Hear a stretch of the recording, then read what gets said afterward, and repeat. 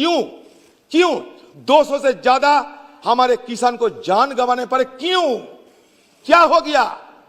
क्या हमारे प्रधानमंत्री जी ये दिल्ली में रहते हुए सारे हिंदुस्तान नहीं बल्कि सारे दुनिया के साथ आप वार्ता कर सकते हैं, लेकिन हमारे किसान के साथ आपको वार्ता करने का फुर्सत नहीं मिलता? क्या इतना अहंकार क्यों आपको? यह अहंकार किसी को आगे जाने में रुकावट पैदा करते हैं। प्रधानमंत्री जी, अहंकार मानवता की क्षति करते हैं।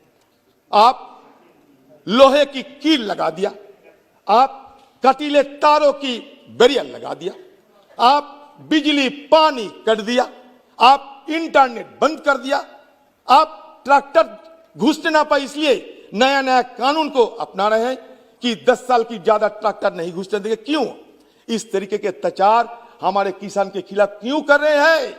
किसान आपके खिलाफ क्या किए हैं? हमारे किसान की ये दुर्दशा, ये बर्बादी हमें सहन नहीं होता, इसलिए सदन में आके हम चिल्लाते हैं, शोर मचाते हैं, गुहार लगाते हैं कि कम से कम किसानों की मुद्दा अलग से चर्चा किया जाए। वो भी हम नहीं सुनते, वो भी आप नहीं सुनते। आपका बहुमत है, आप नहीं सुनोगे। बहुमत की बाहुबोली को बंद करो। ये बहुमत की बाहुबली लोकतंत्र के लिए कोई शुभ चिन्ह नहीं होते हैं।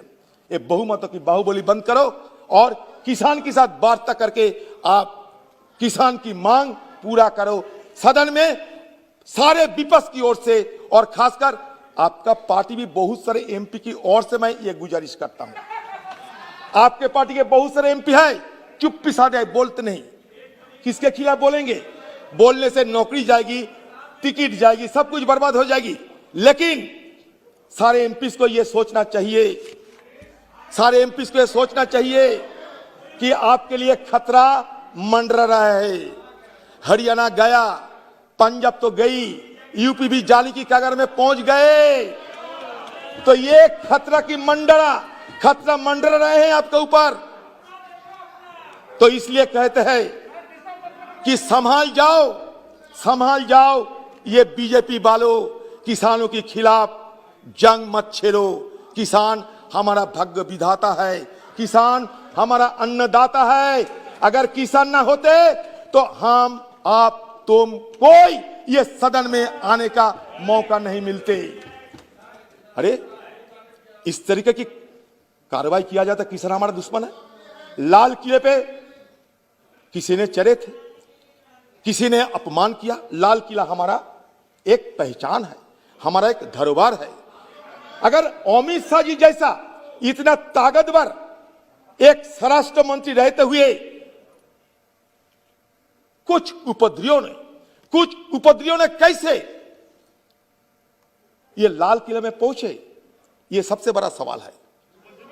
सबसे बड़ा सवाल है ये कि लाखों की तादाद में हमारे सुरक्षा कर्मी, और खासकर देखिए एक बात, सबसे बड़ा बात यह है, देखिए कि 26 जनवरी हिंदुस्तान की राजधानी दिल्ली में सबसे ज्यादा सुरक्षा तैनात होते हैं, सबसे ज्यादा।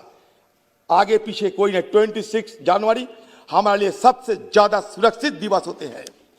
हमारे डिफेंस मिनिस्टर भी है, राफेल दिखाते थे, हमारे बहुत सारे और कुछ दिखाते थे। लेकिन कुछ उपद्रवियों ने उसी के बीच कैसे लाल किले पहुंच गए, इसका कोई तफ्तीश नहीं होगी, इसका कोई पहचान नहीं होगी। आपको सारे दिल्ली में कैमरा लगा हुआ है, सीसीटीवी कैमरा लगा हुआ है, ड्रोन है, सैटेलाइट है, सब कुछ है।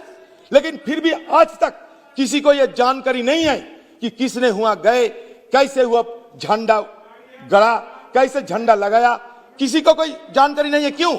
सबसे बड़ी बात यह है कि 26 जनवरी की पहले हमारे सुरक्षा बलों की तरफ से यह बयान आया था कि पाकिस्तान में कुछ हैंडलर ये गड़बड़ी करने का साजिश कर रहे हैं।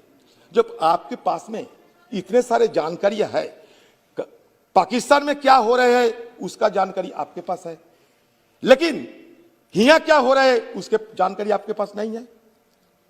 सच तो यह है कि आप खुद चाहते थे कुछ घटना घटे, क्योंकि आम लोगों को निगाहों के भटकाया जाए। यही तो बात है ना।